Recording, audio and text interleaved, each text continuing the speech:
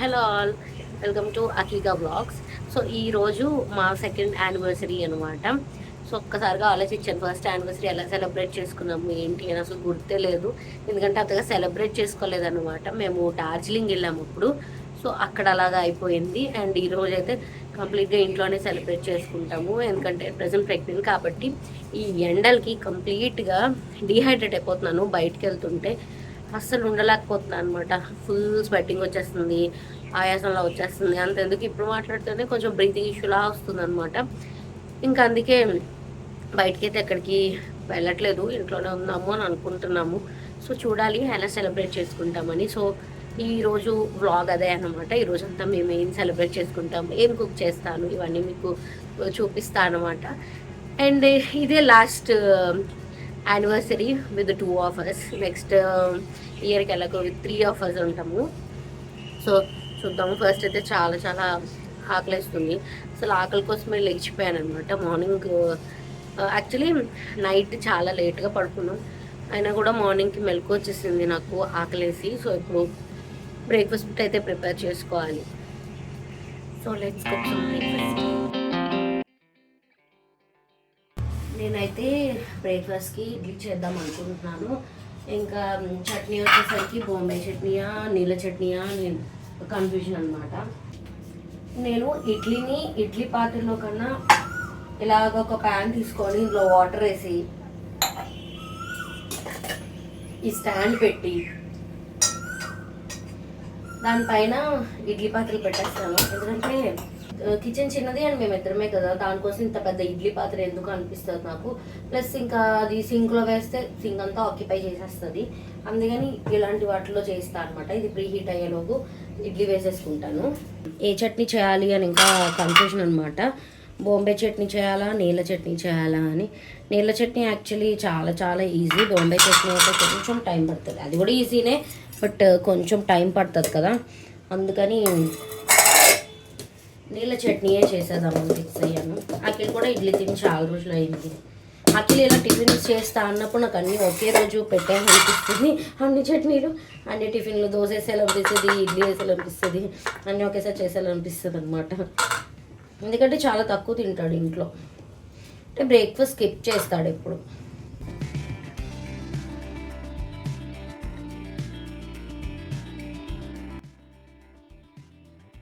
So coming to chutney, నీళ్ళ చట్నీ అయితే చాలా సింపుల్, త్వరగా అయిపోతుంది. దానికి కావాల్సింది ఈ పప్పు అనమాట. ఏం పప్పు అంటారు,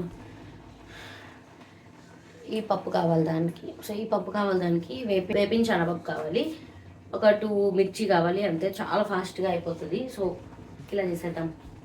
సో నేను ఫస్ట్ వేపిన శనగపప్పు తీసుకుంటున్నా, అందులో 2 మిర్చి, ఇంకా కొంచెం వాటర్, మిక్సీ పట్టేసుకోవడమే. సో ఇది అయిపోయినట్టే. ఇప్పుడు దీన్ని ట్రాన్స్ఫర్ చేసేసుకుందాం బౌల్లోకి. దీనికి నీళ్ళ చట్నీ అని పేరు ఎవరు పెట్టారో నాకైతే తెలీదు, కానీ ఇది కొంచెం వాటరీగా ఉండాలన్నమాట, అప్పుడైతేనే బాగుంటుంది. సాల్ట్ వేసుకోవాలి. ఈ చట్నీ టేస్ట్ బాగా రావాలి అంటే తడక ఇంపార్టెంట్ అనమాట. అందులో ఆవాలు మెయిన్గా ఉండాలి, అండ్ ఆవాలు అస్సలు మాడిపోకూడదు. మాకు ఆవాలు కొంచెం ఎక్కువ ఇష్టం ఈ చట్నీలో, అందుకే నేను కొంచెం ఎక్కువగానే వేసుకున్నాను. అండ్ దాని తర్వాత ఎండుమిరపకాయలు కూడా కొంచెం ఎక్కువ ఉంటే బాగుంటుంది. మాకు ఇష్టం అనమాట, బాగా ఇష్టం. అఖిల్కి అయితే ఇంకా ఇంకా ఇష్టం, అందుకని కొంచెం ఎక్కువగానే వేస్తున్నాను. మిరపకాయలో నుంచి జ్యూస్ తీసుకొని మరి పని కలుపుకుంటారు, కానీ తడక మాడకుండా చూసుకోవాలి. ఇడ్లీ చూడండి ఎంత బాగా పొంగిందో. సో చట్నీ సేమ్ మనం కొబ్బరి చట్నీ లాగా ఉంటుంది అనమాట, బట్ టేస్ట్ సూపర్ ఉంటుంది. ఫ్లిప్కార్ట్ నుంచి ఒక 2 డ్రెస్సెస్ అయితే ఆర్డర్ చేశాను. ఒకటి ఏలైన్ కుర్తా అండ్ ఇంకొకటి బ్లాక్ కలర్ ఫ్రాక్ అయితే చేశాను. So first black colour frock అయితే ఓపెన్ చేస్తున్నాను. మెటీరియల్ వచ్చేసి కాటన్ వచ్చింది, అండ్ నాకు ఇప్పుడు ప్రజెంట్ బంప్ ఉంది కాబట్టి చాలా చాలా కంఫర్టబుల్ అనిపించింది. అండ్ పఫ్డ్ స్లీవ్స్ వచ్చాయన్నమాట. నేను దీన్ని షార్ట్ వీడియో పెడతాను, ఈ 2 డ్రెస్సెస్ ఎలా ఉన్నాయి ఏంటి అని. అంటే చూడాలి అని అనుకుంటే నేనైతే ట్రయల్ వేసుకున్నాను, చాలా బాగా అనిపించాయి రెండు కూడా. సో రెండు కూడా నేను రిటర్న్ పెట్టట్లేదు, ఉంచేసుకుంటున్నాను. అండ్ ఇంకొకటి వచ్చేసి ఈ రెడ్ కలర్ ఏ లైన్ కుర్తా అనమాట. చాలా చాలా కంఫర్టబుల్ ఉంది. రెండు కలిపి నాకు 700 అలా పడింది అనమాట. ఫ్లిప్కార్ట్లో అప్పుడు ఏదో క్యాష్ ఉంది, ఒక 100 రూపీస్ అలా ఆఫ్ వచ్చింది. ఇంకా రెడ్ కలర్ కుర్తా నేను ట్రయల్ వేయగానే నాకు చాలా బాగా నచ్చేసి ఫ్రెష్ అవ్వగానే ఇంకా నేను అదే వేసేసుకున్నాను. యాక్చువల్గా యానివర్సరీకి అని వేరే డ్రెస్ అయితే తీసుకున్నాను అనమాట. అది ఈవినింగ్ వేసుకుందాం ఒకవేళ బయటికి వెళ్తే అని అది వదిలేసి ఇప్పుడు ఎలాగో ఈ కొత్త డ్రెస్ వచ్చింది కదా అని అది వేసేసుకున్నాను. వితౌట్ ఎనీ ఆల్టరేషన్ ప్రస్తుతానికైతే సరిపోయింది. బట్ ఇంకా థర్డ్ ట్రైమిస్టర్కి వచ్చేసరికి నాకు అసలు పట్టదు, బట్ లేటర్ ఆన్ యూజ్ అవుతుంది. ఇంకా ఏ ఇయర్ రింగ్స్ పెట్టుకోవాలా అని చూస్తూ ఉన్నాను. ఇంకా లాస్ట్కి ఇవి ఫిక్స్ అయ్యాను. అండ్ టిఫిన్ చేసిన తర్వాత మళ్ళీ ఆకలేసింది అనమాట. ఇంకా అఖిల్ని గోవా కట్ చేసి ఇవ్వమంటే కట్ చేసి ఇచ్చారు. ఇప్పుడైతే మేకప్ వేసుకుందాం అని అనుకుంటున్నాను. నిన్న కొన్ని ప్రోడక్ట్స్ కొన్నాను, ప్రైమరీ ఇంకా ఫౌండేషన్. సో అవి ఎలా ఉన్నాయో ఇప్పుడు టెస్ట్ చేసి ఒకవేళ సూట్ అయితే ఈవినింగ్ కొత్త డ్రెస్ వేసుకున్నప్పుడు యూస్ చేయొచ్చు కదా అని. సో అవి ఇప్పుడు టెస్ట్ చేద్దామని మేకప్ వేసుకుంటున్నాను అనమాట. నా దగ్గర ఆల్రెడీ ప్రైమర్ ఉంది, అయినా కూడా నేను అఖిల్తో ప్రైమర్ కొనిపించుకున్నాను. యాక్చువల్లీ మర్చిపోయాను అనమాట ప్రైమర్ ఉంది అని. ఫౌండేషన్ ప్రైమర్ నా దగ్గర ఉన్నవి ఎక్స్పైర్ అయిపోయాయి, అందుకని ఇంకా నిన్న హడావిడిగా వెళ్ళి మరి కొనిపించుకొని వచ్చాను. ఇంకా తనకి ప్రైమర్ ఉందని తెలిస్తే ఏమంటారో, ఎందుకంటే తక్కువ కాస్ట్ కాదు కదా, ఇంచుమించు 500-700 పడుతుంది ఒక్క ప్రోడక్ట్. ఊరికే ఇప్పుడు 2 ప్రైమర్లు ఉన్నా నా దగ్గర వేస్ట్ అయిపోతాయి. సో అఖిలేమో అండర్ ఐకి క్రీమ్ తీసుకున్నారు. తనకి నైట్ షిఫ్ట్స్ ఉండడం వల్ల బాగా డార్క్ సర్కిల్స్ వచ్చేస్తున్నాయి, అందుకోసం. అండ్ నేను ఇంకా ప్రైమర్ ఇంకా ఫౌండేషన్ తీసుకున్నాను అనమాట. నాకు బాగా వేడి చేసి ఫేస్ మీద పింపుల్స్ కూడా వచ్చేసాయి, అందుకే కొంచెం మేకప్ వేస్తే కవర్ అవుతాయి కదా అని చెప్పి స్టార్ట్ చేస్తున్నా. ఫస్ట్ అయితే మాయిశ్చరైజర్ అప్లై చేసుకుంటున్నాను. నేను ఎప్పుడు Pond's light gel moisturiser use చేస్తాను. నాది చాలా ఆయిలీ స్కిన్ అనమాట. ఆ ఒక్క మాయిశ్చరైజరే నాకు బాగా సూట్ అవుతుంది అన్నట్టు అనిపిస్తుంది. అండ్ నెక్ వచ్చేసి ఫుల్ పిగ్మెంటేషన్ వచ్చేసింది హార్మోనల్ చేంజెస్ వల్ల.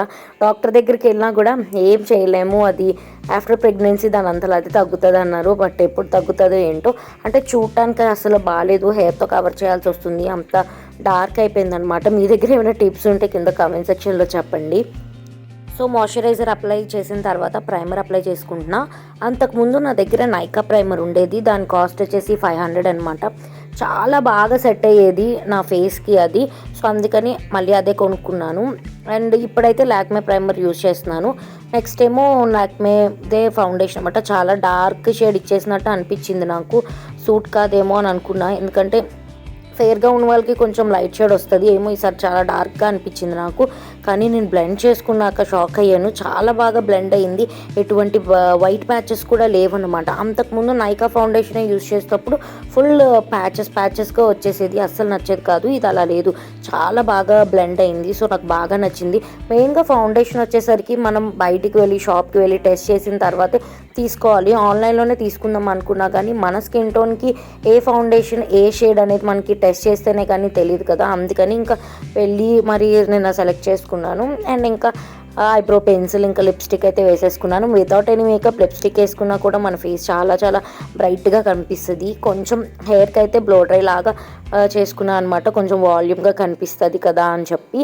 అండ్ ఇంకా నా గో టు హెయిర్ స్టైల్ వచ్చేసి పఫ్ అనమాట. చాలా కంఫర్టబుల్ అండ్ నా ఫేస్కి అదే సూట్ అవుతుంది అని అనిపిస్తుంది. ఇంకే హెయిర్ స్టైల్ వేసినా కూడా ఫేస్ చాలా చిన్నగా అయిపోయి అలా ఉంటుంది అనమాట, అందుకే ఎప్పుడు నేను పఫే ప్రిఫర్ చేస్తాను. సో ఇదనమాట నా ఓవరాల్ అవుట్ఫిట్ అండ్ మేకప్. చాలా బాగా మేకప్ సెట్ అయినట్టు అనిపించింది. సో మీకు ఎలా అనిపించిందో కూడా కింద కమెంట్ అయితే చేయండి. ఫ్రాక్ మాత్రం సూపర్ కంఫర్టబుల్గా అనిపించింది నాకు, ఫ్యూచర్కి అయితే యూజ్ కాదు. అండ్ దాని తర్వాత అఖిల్ నేను గిఫ్ట్స్ అయితే ఎక్స్చేంజ్ చేసుకున్నాం అనమాట. మేము యాక్చువల్లీ గిఫ్ట్స్కి వచ్చేసరికి సర్ప్రైజెస్ అయితే అస్సలు చేసుకోము, ఎందుకంటే ఆ గిఫ్ట్ వాళ్ళకి యూజ్ అవుతుందా లేదా తెలియదు కదా మనకి. అందుకనే నేను ముందుగానే అఖిల్ని అడుగుతాను, నీకు ఏ గిఫ్ట్ కావాలి చెప్పు, నీకు యూజ్ అయింది ఇస్తే నువ్వు అది యూజ్ చేసుకుంటావు, లేకపోతే అలా దాన్ని పక్కన పెట్టడమో ఉంటుంది కదా. అందుకని తనకి ఏం అవసరమో నేనైతే అవే ఇస్తాను ఎప్పుడు కనుక్కొని. తనకి ఇప్పుడు షూస్ కావాలి అని అడిగారు, అందుకనే షూస్ ఇచ్చాను. అండ్ అబ్బాయిలకి ఇవ్వడానికి అన్ని ఎక్కువ ఆప్షన్స్ కూడా ఉండవు మన దగ్గర, వాలెట్, షూస్, షర్ట్స్ తప్ప. కానీ అమ్మాయిలకి అయితే చాలా ఉంటాయి. అలానే అఖిల్ నాకు కూడా అడిగారు ఏం కావాలి అని. ఎప్పుడు సర్ప్రైజెస్ ఇచ్చుకోమన్నమాట. నేను యూట్యూబ్ కోసం అని మైక్ అడిగాను, సో దట్ ఇలా వాయిస్ ఓవర్ ఇవ్వకుండా డైరెక్ట్గా లాంగ్ వీడియోస్ చేస్తున్నప్పుడు వచ్చినప్పుడు మైక్ పెట్టుకొని మాట్లాడేయచ్చు కదా అని, కానీ అది నాయిస్ క్యాన్సిలేషన్ అవ్వట్లేదు. సో రిటర్న్ పెట్టి ఇంకొకటి తీసుకోవాలి. దాని తర్వాత ఇంటికి రిలేటివ్స్ వచ్చారు, నేను ప్రెగ్నెంట్ కదా చూడ్డానికని వచ్చారనమాట ఇక్కడ తెలుగు వాళ్ళు చాలాసేపు ఉన్నారు. అది మా ప్లాన్లోనే లేదనమాట, సడన్గా చెప్పకుండా వచ్చారు. ఇంకా వాళ్ళు వెళ్ళేసరికి చాలా లేట్ అయిపోయింది, 12:30 అయిపోయింది. నాకేమో ఫుల్ ఆకలేస్తుంది. అప్పుడు మా అత్తమ్మ కాల్ చేశారు, ఏమైనా ఆర్డర్ పెడతాను ఇప్పుడు ఏం వంట చేయకు అని. సో వాళ్ళు దమ్ సఫర్ బిర్యానీ పెట్టారనమాట. ఇక్కడ దుర్గాపూర్లో బిర్యానీస్ అస్సలు బాగోవు, మన సైడ్లో ఉండవు అనమాట. అసలు వాళ్ళు మసాలా ఏమీ వేయరు, అంత ప్లెయిన్గా అనిపిస్తుంది. ఒక్క దమ్ సఫర్ బిర్యానీ మాత్రమే టేస్ట్ అయితే చాలా బాగుంటుంది అనమాట. ఎక్కడన్నా సేమే దమ్ సఫర్ బిర్యానీ. సో మేమైతే ఒకటి బై 1 get 1 ఆఫర్ అయితే ఉంది అప్పుడు, అందుకని ఓవర్లోడ్ చీక్ బిర్యానీ ఒకటి అండ్ ఓవర్లోడ్ చికెన్ బోన్లెస్ పెట్టుకున్నాం అనమాట.